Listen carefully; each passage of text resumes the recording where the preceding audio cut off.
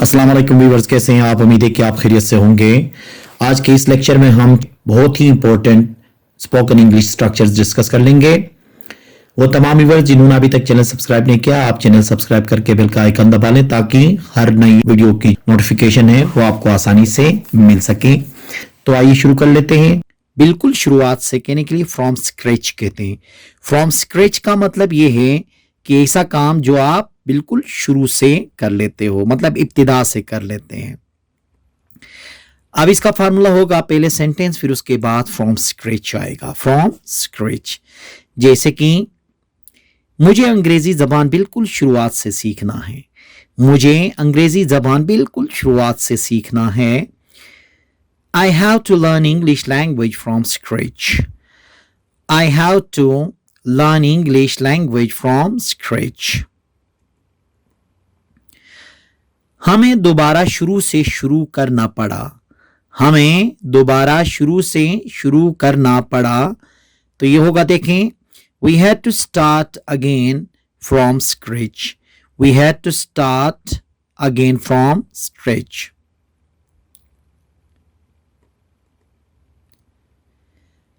हम ये कारोबार बिल्कुल शुरुआत से शुरू नहीं कर रहे हैं। हम ये कारोबार बिल्कुल शुरुआत से शुरू नहीं कर रहे हैं। We are not starting this business from scratch. We are not starting this business from scratch. तो कोई भी काम शुरू से शुरू करने के लिए हम क्या कहते हैं? From scratch, मतलब इब्तिदा से करने के लिए। बार बार के लिए इंग्लिश में इस्तेमाल करते हैं over and over. Over and over. Again and again भी कह सकते हैं, उसकी जगह में हम ओवर एंड ओवर का भी इस्तेमाल कर सकते हैं। इसका फार्मूला कुछ इस तरह से बनता है, सेंटेंस फिर उसके बाद ओवर एंड ओवर का इस्तेमाल कर लेंगे। जैसे कि देखें, आप एक ही गलती बार बार क्यों करते हो? आप एक ही गलती बार बार क्यों करते हो? Why do you make the same mistake over and over? Why do you make the same mistake over and over? बार बार वहां मत जाओ। बार बार वहां मत जाओ। Don't go there over and over. Don't go there over and over. Aslam बार बार आपके बारे में पूछ रहा था। असलम बार बार आपके बारे में पूछ रहा था। Aslam was asking about you over and over. Aslam was asking about you over and over. तो over and over का इस्तेमाल हम कब कर लेंगे? बार बार कहने के लिए, मतलब बार बार को ट्रांसलेट करने के लिए हम क्या करेंगे? ओवर एंड ओवर का इस्तेमाल करेंगे। Speak ill of someone. Speak ill of someone मतलब किसी की बुराई करने के सेंस में ये इस्तेमाल होता है।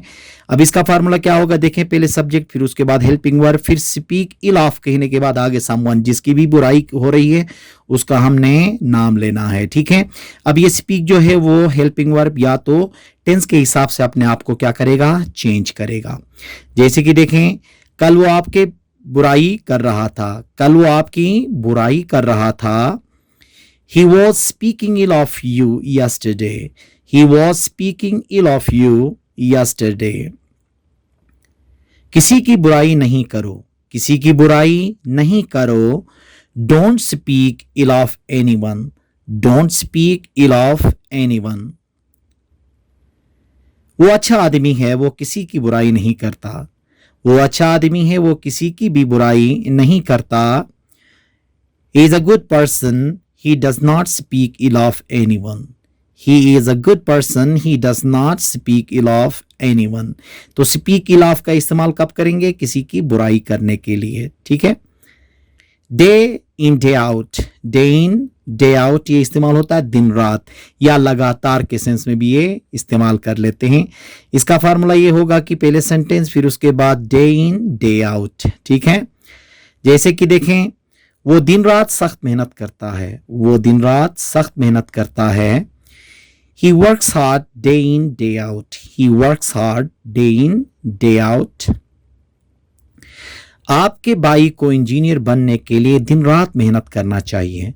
आपके भाई को इंजीनियर बनने के लिए दिन रात मेहनत करना चाहिए। Your brother should work hard day in day out to become an engineer. Your brother should work hard day in day out to become an engineer. उसे यहाँ दिन रात काम करना होगा। उसे यहाँ दिन रात काम करना होगा। He will have to work here day in day out.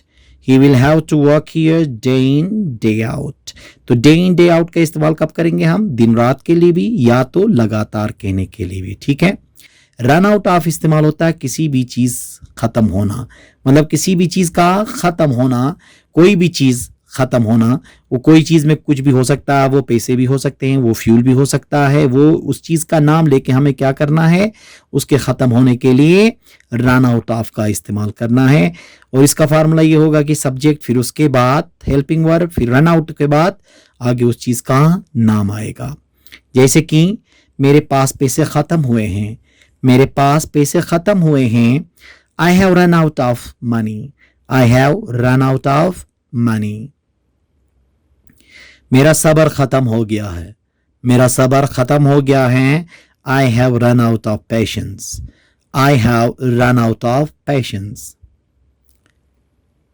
हमारे पास ताज़ा पानी ख़त्म हो रहा है, हमारे पास ताज़ा पानी ख़त्म हो रहा है। We are running out of fresh water, we are running out of fresh water. तो किसी भी चीज़ के ख़त्म होने के लिए हम क्या इस्तेमाल करेंगे? Run out of. फिर रन आउट ऑफ के बाद हम उस चीज़ का नाम देंगे जो चीज़ ख़त्म हुई है। फॉल ऑन, देखिए ये फॉल ऑन क्यों इस्तेमाल होता है। ये इसका जो हम कहते हैं कि कौन सा दिन पड़ता है या कौन सी तारीख पड़ती है, कहने के लिए ये फॉल ऑन का लफ्ज इस्तेमाल होगा। इसका जो फार्मूला होगा विच डे या डेट, शुरू में विच के साथ डे या डेट, फिर उसके बाद फॉल ऑन, फिर डेट के साथ आगे उस डेट डे जो है उसका नाम या मंथ का नाम हमने मेंशन करना पड़ता है। अब ये जो फॉल है वो टेंस के हिसाब से क्या होगा, वो चेंज होता चला जाएगा। जैसे कि देखें 3 सितंबर को कौन सा दिन पड़ता है, 3 सितंबर को कौन सा दिन पड़ता है। Which day falls on 3rd September, which day falls on 3rd September। जुमेरात को कौन सी तारीख पड़ती है, जुमेरात को कौन सी तारीख पड़ती है। Which date falls on Thursday, which date falls on Thursday।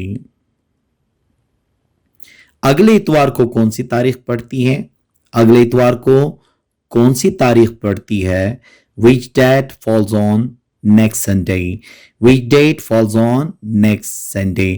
तो किसी तारीख का पढ़ना या किसी दिन के पढ़ने के लिए जो लफ्ज इस्तेमाल होगा वो कौन सा होगा, फॉल ऑन का लफ्ज इस्तेमाल होगा। और इस स्ट्रक्चर के जरिए जब हम ट्रांसलेट करेंगे तो हमारे लिए आसानी होगी। प्रिटेंड टू, नाटक करना या दिखावा करना, मतलब एक्चुअली वो चीज होती नहीं है लेकिन उसका दिखावा किया जाता है, उसके लिए ये इस्तेमाल होता है। इसका फार्मूला होगा सब्जेक्ट के बाद प्रिटेंड टू, फिर उसके बाद वर्ब की फर्स्ट फॉर्म, आगे ऑब्जेक्ट जो भी वर्ड आ जाएंगे। अब ये प्रिटेंड जो है वो हेल्पिंग वर्ब जब लग जाएगा या टेंस चेंज होगा तो वो अपने आप को कभी प्रिटेंडिंग होगा, कभी प्रिटेंडेड भी होगा, ठीक है। वो अमीर होने का दिखावा करता है, वो अमीर होने का दिखावा करता है। हम इसको इस तरह से भी बोल सकते हैं, वो अमीर होने का नाटक करता है, वो अमीर होने का नाटक करता है, मतलब एक्चुअली वो अमीर है ही नहीं लेकिन वो दिखावा करता है। इसका ट्रांसलेशन होगा he pretends to be rich, he pretends to be rich. वो पढ़ने का दिखावा कर रहे थे, वो पढ़ने का दिखावा कर रहे थे या वो पढ़ने का नाटक कर रहे थे। अब इसका क्या होगा देखें, they were pretending to read, they were pretending to read। जैसे कि मैंने कहा था कि pretend जो है वो टेंस के हिसाब से अपने आप को चेंज करता चला जाएगा। हाँ में हाँ मिलाना, इसको अंग्रेजी में कहते हैं प्ले सेकंड फिडल। क्या कहते हैं? प्ले सेकंड फिडल, हाँ में हाँ मिलाना। अब इसका जो फॉर्मूला बनेगा कुछ इस तरह बनेगा, पहले सब्जेक्ट, फिर उसके बाद प्ले सेकंड फिडल, फिर उसके बाद टू, फिर ऑब्जेक्ट, मतलब ऑब्जेक्ट की जगह में वो बंदा जिसके हाँ में हाँ हम मिला रहे होते हैं। अब ये टेंस जब चेंज होगा तो ये प्ले जो है वो प्लेड होगा, प्लेइंग होगा, इस तरह से इसके फॉर्म चेंज होते चले जाएंगे। जैसे कि वो तुम्हारी हाँ में हाँ मिलाता है, वो तुम्हारी हाँ में हाँ मिलाता है। He plays second fiddle to you, he plays second fiddle to you.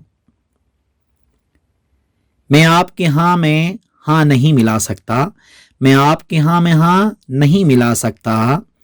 I cannot play second fiddle to you. I cannot play second fiddle to you. कल आपने उसके हाँ में हाँ क्यों मिलाया?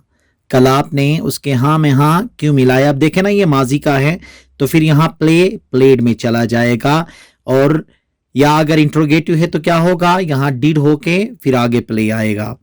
जैसे कि देखें, Why did you play second fiddle to him? Why did you play second fiddle to him?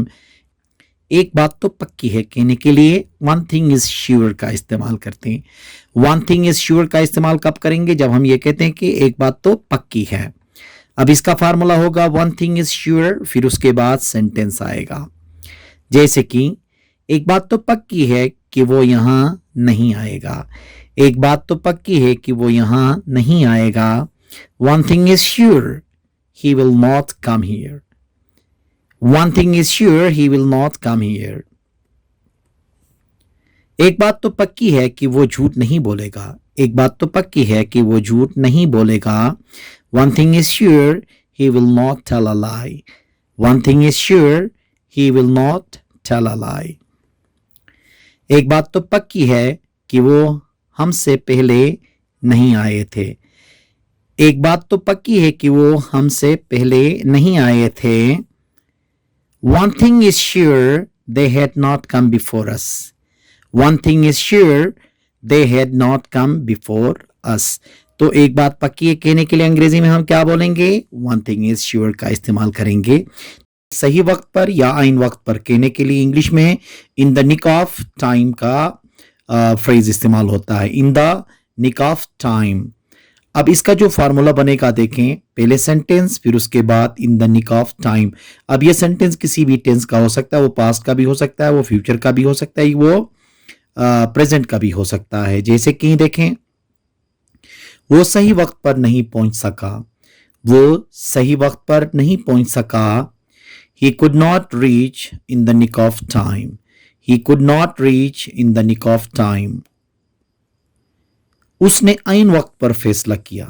उसने आइन वक्त पर फैसला किया। He decided in the nick of time. He decided in the nick of time. Ambulance आइन वक्त पर पहुंच गई। एम्बुलेंस आइन वक्त पर पहुंच गई। The ambulance arrived in the nick of time. The ambulance arrived in the nick of time. उसकी तकरीर एन वक्त पर हुई। उसकी तकरीर एन वक्त पर हुई। इसको हम ये भी कह सकते हैं कि उसकी तकरीर सही वक्त पर हुई। His speech was delivered in the nick of time. His speech was delivered in the nick of time. मतलब आइन वक्त पे कहने के लिए हम क्या इस्तेमाल करेंगे? In the nick of time का इस्तेमाल करेंगे। उससे पहले जिस जमाने में भी आपने बात करनी है वो जुमला आप इस्तेमाल कर सकते हैं। वाइल प्लस वर्ब की फोर्थ फॉर्म हम कब इस्तेमाल करेंगे?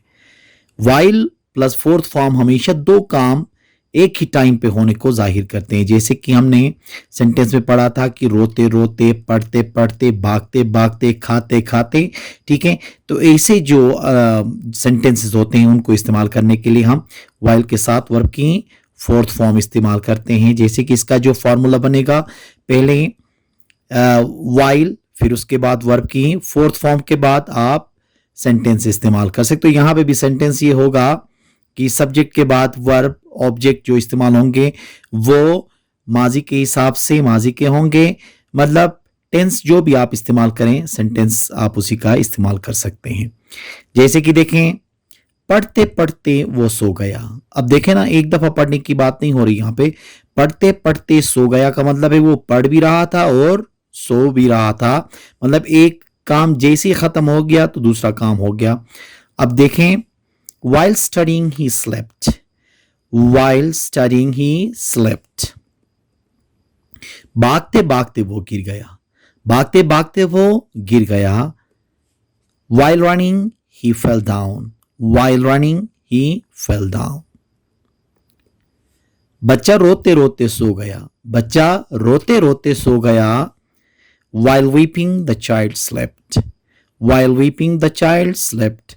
तो इसका मतलब ये हुआ कि ऐसे जुमले जिसमें रोते रोते, खेलते खेलते, हंसते हंसते ये ऐसे जुमले जो होंगे वो किस पे हम बनाएंगे, वाइल पे बनाएंगे। वाइल के साथ हम क्या करेंगे, वर्ब की फोर्थ फॉर्म का हम इस्तेमाल करेंगे। के बारे में क्या ख्याल है या क्या कहते हो कहने के लिए हाउ अबाउट का इस्तेमाल होता है। जब कभी भी ऐसे जुमलों को इंग्लिश में बोलेंगे तो क्या कहेंगे, हाउ अबाउट से हम शुरू कर लेंगे। इसका जो फार्मूला बनेगा, पहले हाउ अबाउट, फिर उसके बाद जो वर्ब आएगा वो हमेशा वर्ब की फोर्थ फॉर्म मतलब आईएनजी फॉर्म में आएगा, फिर उसके बाद ऑब्जेक्ट और आगे अदर वर्ड्स आएंगे। जैसे कि इस्लामाबाद जाने के बारे में क्या ख्याल है, इस्लामाबाद जाने के बारे में क्या ख्याल है। How about going to Islamabad? How about going to Islamabad? Party यहां अरेंज करने के बारे में क्या ख्याल है, पार्टी यहां अरेंज करने के बारे में क्या ख्याल है। How about arranging a party here? How about arranging a party here? क्या कहते हो आज होटल में ठहरें, क्या कहते हो आज होटल में ठहरें।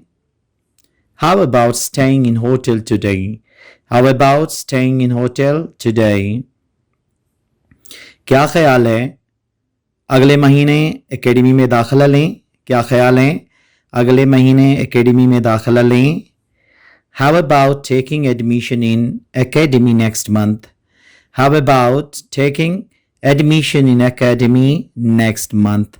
तो क्या ख्याल है मतलब के बारे में क्या ख्याल है या क्या कहते हो कहने के लिए हम किस चीज का इस्तेमाल करेंगे, हाउ अबाउट का इस्तेमाल करेंगे, फिर वर्ब की फोर्थ फॉर्म, फिर ऑब्जेक्ट और आगे जो अदर वर्ड्स हैं वो हम इस्तेमाल कर लेते हैं। फॉलो वंस फुटस्टेप, ये इस्तेमाल होता है किस चीज के लिए, नक्श कदम पर चलने के लिए। ठीक है, अब यहां पे देखें ना, वंस फुटस्टेप का मतलब ये है कि वंस की जगह में क्या होगा, अगर उसका कहा तो हिज होगा, मेरा कहा तो माई होगा। इसी तरह से क्या होगा, उसके नक्श कदम, मेरे नक्श कदम, अहमद के नक्श कदम, उस्ताद के नक्श कदम। तो ये जब आएंगे तो जैसे उस्ताद का नाम आएगा तो टीचर्स फुटस्टेप होगा, उसका नक्श कदम आया तो हिज फुटस्टेप होगा। इसी तरह वंस की जगह में क्या होंगे, यहाँ पे एडजेक्टिव्स इस्तेमाल होंगे, मतलब पॉजेसिव एडजेक्टिव्स का इस्तेमाल होगा। इसका फार्मूला कुछ इस तरह से होगा, देखें पहले सब्जेक्ट, फिर उसके बाद फॉलो, फिर उसके बाद देखो माई फुटस्टेप हो गया तो मेरे नक्श कदम, यूर फुटस्टेप हो गया तो आपके नक्श कदम, हिज फुटस्टेप हो गया तो उसके नक्श कदम, हर हो गया तो लड़की के नक्श कदम, इसी तरह देयर हो गया तो उनके नक्श कदम, और आर फुटस्टेप हो गए तो हमारे नक्श कदम। तो ये क्या होंगे, उसके हिसाब से चेंज हो जाएंगे। अब जैसे कि देखें ये फॉलो का जो लफ्ज है वो क्या हो सकता है, वो हेल्पिंग वर्ब या जमाने के हिसाब से ये फॉलो, फॉलोइंग भी हो सकता है, फॉलोड भी हो सकता है, अपने आप को चेंज कर सकता है। जैसे कि देखें हमें उनके नक्श कदम पर नहीं चलना चाहिए, हमें उनके नक्श कदम पर नहीं चलना चाहिए। We should not follow their footstep, we should not follow their footsteps. अब देखें ना यहाँ पे उनके नक्श कदम था तो वंस की जगह में क्या हो गया, देयर का इस्तेमाल हुआ। आपको अपने वालिद के नक्श कदम पर चलना चाहिए, आपको अपने वालिद के नक्श कदम पर चलना चाहिए। You should follow your fathers footstep, you should follow your fathers footstep. वो उस्ताद के नक्श कदम पर चला, वो उस्ताद के नक्श कदम पर चला। He followed teachers footsteps, he followed teachers footsteps। देखें मैंने कहा था कि अगर ये टेंस चेंज हो जाएगा तो फॉलो अपने आप को क्या करेगा, चेंज करेगा। ये पास्ट सिंपल का सेंटेंस था इसलिए फॉलो क्या हो गया, फॉलोड होके second form of the verb यहां पे लग गया। तो पहले इसमें क्या पढ़ा हमने, नक्श कदम पर चलने के लिए क्या कहते हैं, फॉलो वंस फुटस्टेप। अब वंस की जगह में आपकी मर्जी है जी किसके नक्श कदम पर कहते हो, वो उसका नाम हो सकता है या उसके जगह में आप प्रोनाउन भी इस्तेमाल कर सकते हैं। वैसे के लिए हम क्या इस्तेमाल करते हैं अंग्रेजी में, bye the way. Bye the वे हम कब इस्तेमाल करेंगे, जब हम उर्दू में वैसे कहते हैं उसके लिए। जैसे कि इसका फार्मूला बनेगा बाय द वे के बाद फिर सेंटेंस, वो सेंटेंस इंट्रोगेटिव भी हो सकता है, वो अफर्मेटिव भी हो सकता है, वो WH क्वेश्चन का भी हो सकता है। जैसे कि देखें वैसे वो आजकल कहाँ रह रहा है, वैसे वो आजकल कहाँ रह रहा है। By the way where is he living nowadays, by the way where is he living nowadays. वैसे कल आपने क्या खरीदा, वैसे कल आपने क्या खरीदा। Bye the way what did you buy yesterday? By the way, what did you buy yesterday? वैसे आप आजकल क्या कर रहे हो? वैसे आप आजकल क्या कर रहे हो? By the way, what are you doing nowadays? By the way, what are you doing nowadays? वैसे मैं उसके बारे में सब कुछ जानता हूँ. वैसे मैं उसके बारे में सब कुछ जानता हूँ. By the way, I know each and everything about him. By the way, I know each and everything about him. तो वैसे के लिए हमने क्या इस्तेमाल किया? By the way का इस्तेमाल किया. इसके जरिए ऐसे जुमलों को हम आसानी से इंग्लिश में ट्रांसलेट कर सकते हैं. Too long ago या उसके जगह में आप much earlier भी इस्तेमाल कर सकते हैं. यह है बहुत पहले या कब का. ठीक है. अब इसका फार्मूला बता देखें. पहले आपने सेंटेंस बोलना है, फिर उसके बाद टू लॉन्ग एगो लगाओ या मच अर्लियर लगाओ. इनमें से जो भी लगा लें दोनों इस्तेमाल होंगे. किसके लिए? बहुत पहले या कब का कहने के लिए. जैसे कि देखें, मैंने कब का ये मोबाइल खरीदा था. मैंने ये कब का मोबाइल खरीदा था. या इसको इस तरह से भी कह सकते हो, मैंने ये मोबाइल बहुत पहले खरीदा था. ठीक है. इसका तर्जुमा होगा, देखें, I had bought this mobile too long ago या मच अर्लियर. अब इसको दोनों तरीकों से कह सकते हो. I had bought this mobile too long ago भी कह सकते हो, या I had bought this mobile much earlier भी कह सकते हो. वो कब के चले गए. वो कब के चले गए. They went too long ago या they went much earlier. तो too long ago और much earlier में एक आपने लगाना है. मैंने उसे कब का बोला था. मैंने उसे कब का बोला था. इसको आप इस तरह से भी कह सकते हैं कि मैंने उसे बहुत पहले बोला था. I had told him too long ago या much earlier. I had told him too long ago और much earlier. Apart from these ये इस्तेमाल होता है इनके अलावा कहने के लिए. जब हम उर्दू में कहते हैं ना इनके अलावा और भी हमें काम करने हैं, तो वहां पे हमें क्या इस्तेमाल करना होगा. इनके अलावा कहने के लिए अपार्ट फ्रॉम दीज का लफ्ज इस्तेमाल होगा. इसका फार्मूला कुछ इस तरह से बनेगा. अपार्ट फ्रॉम दीज के बाद फिर सेंटेंस. सेंटेंस आपका किसी भी टेंस का हो सकता है. इनके अलावा हमें और भी बहुत काम करने हैं. इनके अलावा हमें और भी बहुत काम करने हैं. Apart from these, we have many more things to do. Apart from these, we have many more things to do. इन आम मशगलों के अलावा वो मुख्तलिफ खेल खेलने से लुत्फ़अंदोज़ होती हैं. इन आम मशगलों के अलावा वो मुख्तलिफ खेल खेलने से लुत्फ़अंदोज़ होती हैं. She enjoys playing various sports apart from these regular activities. She enjoys playing various sports apart from these regular activities. इनके अलावा हमारे पास मोबाइल्स और कंप्यूटर्स भी हैं. इनके अलावा हमारे पास मोबाइल्स और कंप्यूटर्स भी हैं. Apart from these, we have mobiles and the computers. Apart from these, we have mobiles and the computers. तो इनके अलावा कहने के लिए हम क्या इस्तेमाल कर सकते हैं. Apart from these का इस्तेमाल कर सकते हैं. तो ये स्ट्रक्चर्स हमारी इंग्लिश को बहुत ज़्यादा इंप्रूव करते हैं और इंग्लिश रवानी से बोलने में हमारी मदद करते हैं. तो इसलिए आप भी इनके इस्तेमाल कीजिए, इनके सेंटेंसेस बनाएं और रोज़मर्रा की ज़िंदगी में इंग्लिश में इनका आप इस्तेमाल करते जाएं. उम्मीद है कि आज का ये लेक्चर आपको पसंद आया होगा. Thank you very much.